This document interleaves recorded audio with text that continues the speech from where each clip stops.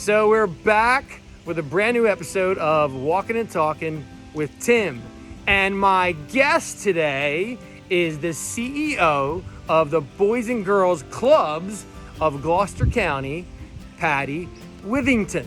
Pleasure to be here, Tim. And I got that right. Look at me. You did. Look at me. And that's a big mouthful on top of that, too. And you got the clubs. I like that. It's the opening. Right, exactly. So we're open, we're in. Tell my audience, our audience, what the Boys and Girls Clubs is all about. The Boys and Girls Clubs, we're after school, anywhere from like 3:30, 3 o'clock to 6 o'clock every single day. The kids come directly from school to our clubs, and what's exciting about our after school club is that we do homework for an hour. I know.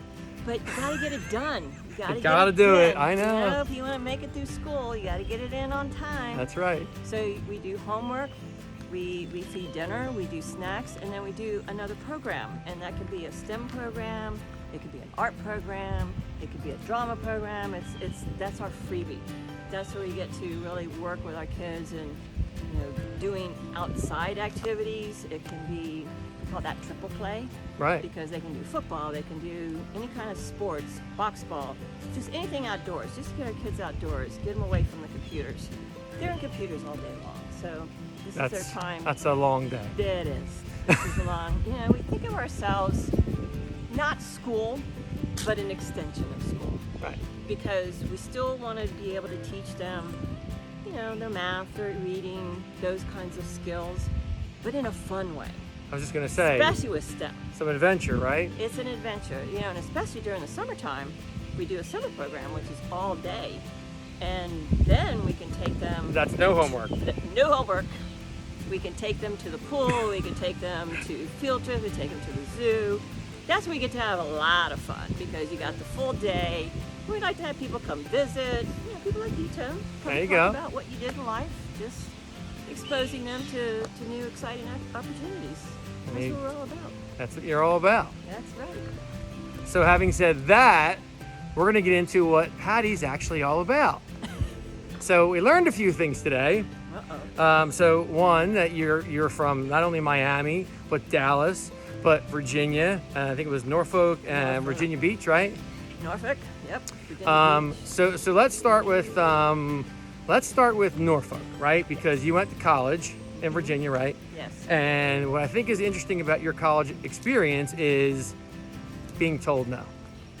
Yeah, I don't do well with people telling me no. So you have 2 master's degrees, and explain why. I have 2 master's degrees because my dream was to go back to school. I have a finance degree. I was an accounting person, and I just felt I had more to offer as far as working with kids. I wanted to be a child psychologist. And so I went back to school. I was going to get my psychology, my master's in psychology. And when I got there, the first thing I was told is, wait a minute, you got a finance background. How are you going to turn this into psychology? And oh, by the way, your grades weren't all that. So I had to start all over. So I got my 36 hours of an undergrad in psychology, and I did it with a 4.0 average because it was like, don't tell me no. Yeah, man. I can do this. I can do this. And I did, and then with that I got my master's, and then oh, by the way, I was also told back then, I'm going to be dating ourselves around here, managed care was coming in, and that anybody that thought they were going to be able to hang their shingle, they're going to be absorbed.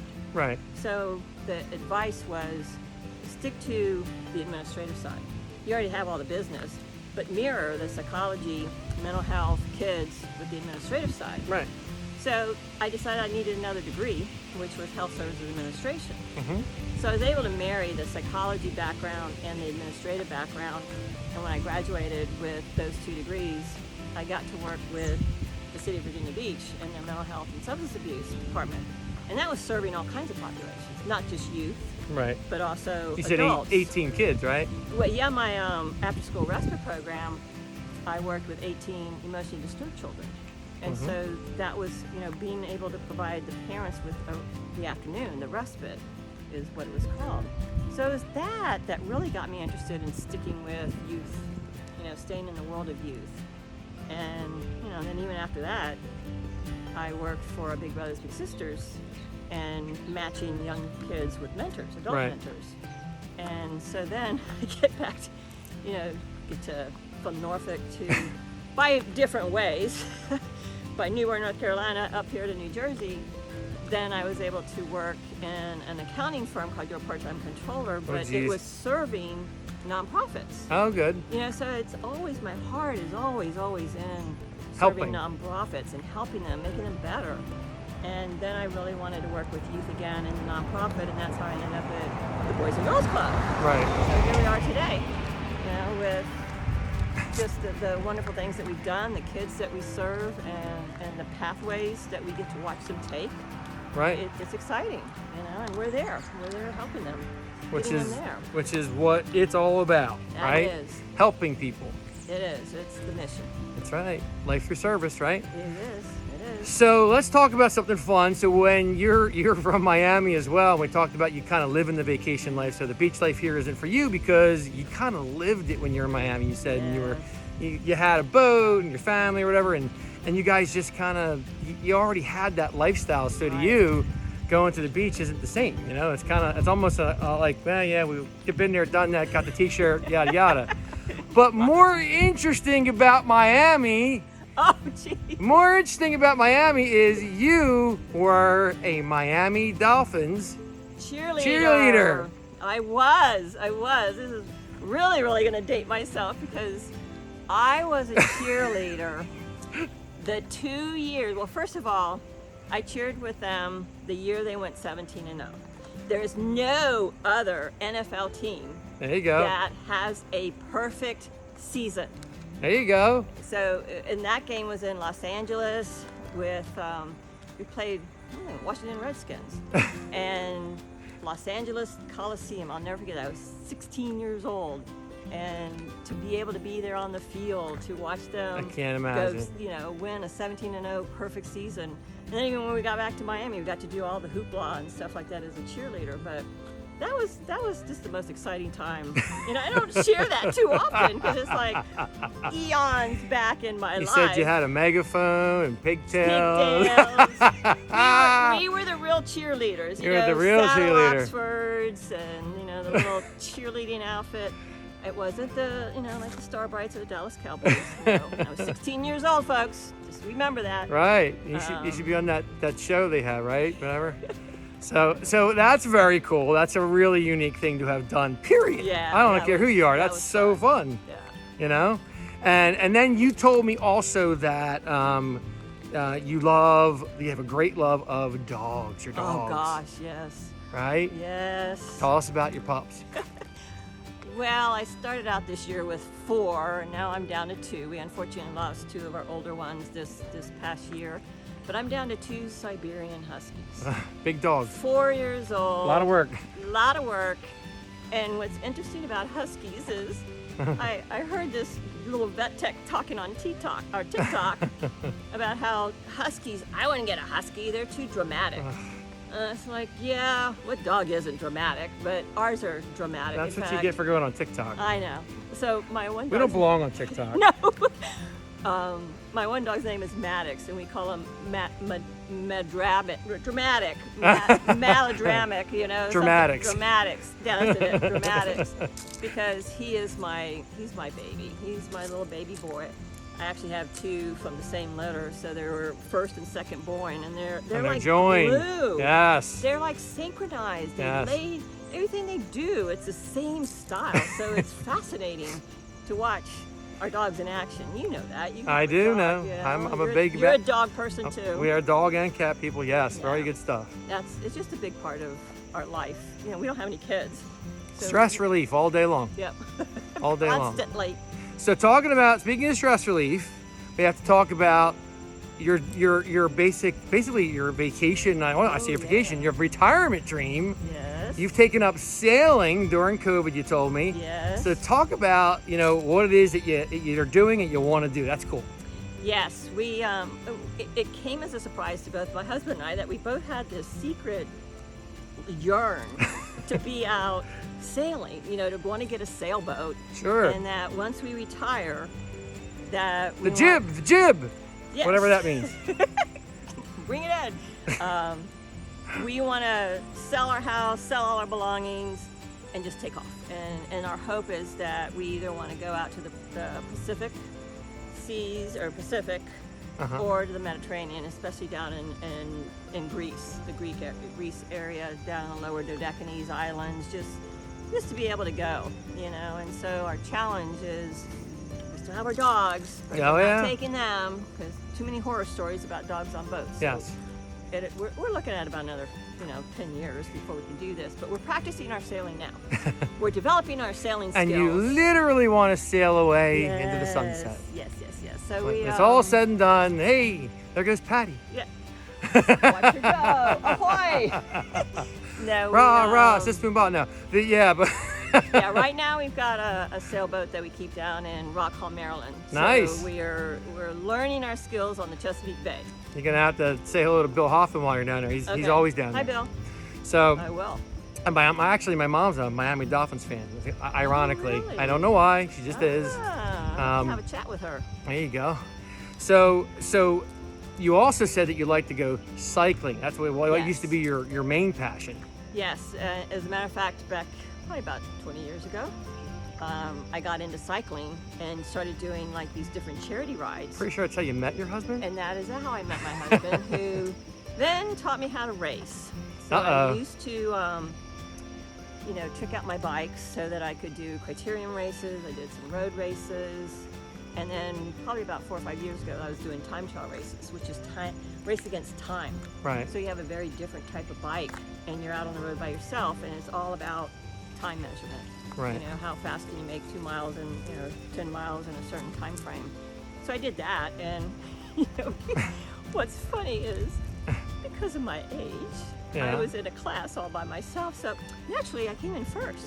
So I have these gold medals of coming in first in my class on some of these time trial races. So I always walk around with my little. Every once in a while, you put your medals on. I do. Yeah. Remember these? Dig me.